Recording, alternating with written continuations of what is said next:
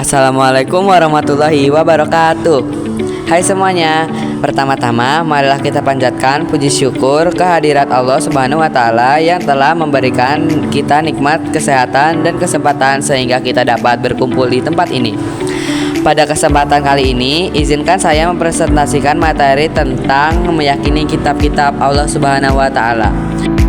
Iman secara ijmali artinya meyakini bahwa Allah Subhanahu wa taala telah menurunkan kitab-kitab kepada Rasulnya tanpa harus mengetahui nama kitab dan nama Rasulnya.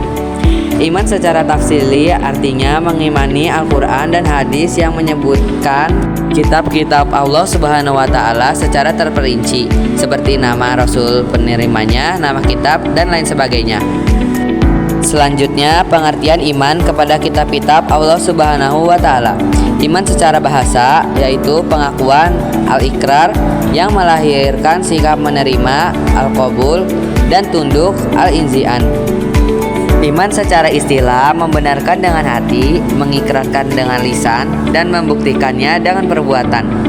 Jadi, iman kepada Allah Subhanahu wa taala membenarkan bahwa Allah Subhanahu wa taala mempunyai kitab-kitab yang diturunkannya kepada Rasulnya untuk dijadikan pedoman hidup manusia.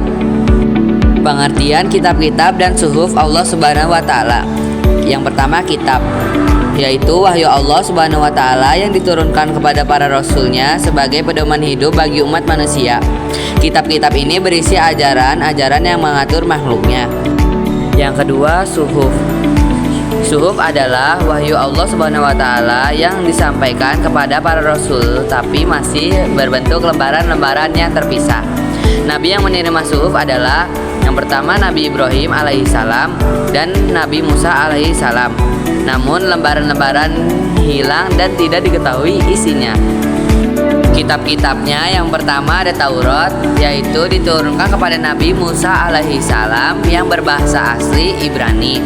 Kaumnya Bani Israel, isi pokoknya ajaran tauhid, hukum-hukum syariat, dan pedoman hidup bagi Bani Israel. Yang kedua, ada kitab Zabur yang diturunkan kepada Nabi Daud alaihissalam yang berbahasa asli Ibrani. Kaumnya Bani Israel, isi pokoknya yaitu doa, pujian, dan nasihat. Yang ketiga yaitu kitab Injil diturunkan kepada Nabi Isa alaihissalam yang berbahasa asli Suryani, diturunkan kepada kaum Bani Israel. Isi pokoknya yaitu ajaran kasih sayang dan tauhid. Yang keempat dan yang terakhir yaitu Al-Quran, diturunkan kepada Nabi Muhammad SAW yang berbahasa asli Arab, diturunkan kepada kaum seluruh umat manusia. Isi pokoknya yaitu menyempurnakan isi kitab-kitab sebelumnya sebagai petunjuk untuk seluruh umat manusia. Catatannya, dari keempat kitab tersebut hanya Al-Quran yang asli dan terjaga keasliannya, sedangkan Taurat, Zabur, Injil telah mengalami perubahan atau penyimpangan. Cara penerapannya, yang pertama membaca Al-Quran, yang kedua memahami, yang ketiga mentadaburi dan mengamalkan. Hubungan antara kitab Al-Quran, akhlak mulia, dan ketakwaan ini baca pada QS Al-Baqarah ayat 2-4 yang berbunyi, Bismillahirrahmanirrahim. Dzalikal kitabul la raiba fihi hudal lil muttaqin alladzina yu'minuna bil ghaibi wa yuqimunas sholata wa mimma razaqnahum yunfiqun walladzina yu'minuna bima unzila ilaika wa ma unzila min qablika wa bil akhirati hum yuqinun. Yang artinya, kitab Al-Quran ini tidak ada keraguan di dalamnya.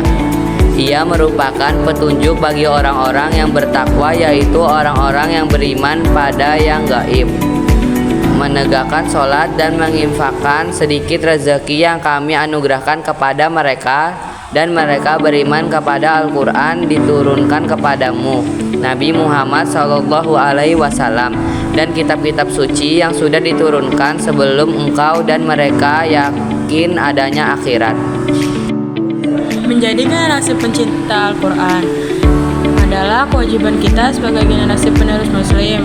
Mencintai Al-Quran bukan hanya membeli dan bukan sekedar membaca, tetap harus tahu maknanya juga. Kita juga harus pelajari kandungan-kandungan setiap ayat dalam Al-Quran, sehingga kita bisa paham ilmu di dalamnya.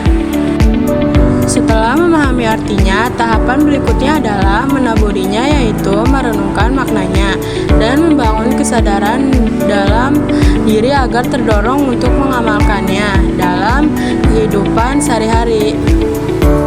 Nah, langkah selanjutnya adalah tentu saja mengamalkannya dalam kehidupan sehari-hari.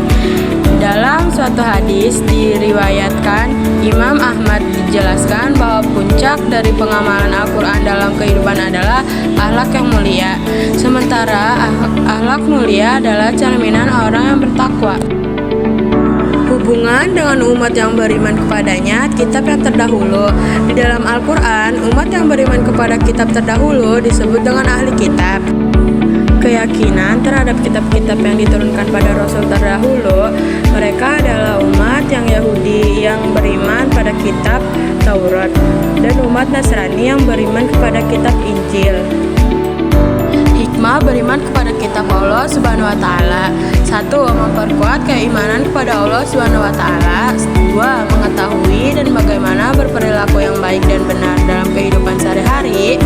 3. Hidup manusia menjadi tertata karena adanya pedoman yang bersumber pada kitab Allah Subhanahu wa taala. 4. Memberikan pengetahuan sejarah tentang kehidupan orang-orang terdahulu agar menjadi pelajaran hidup yang berharga bagi umat manusia saat itu.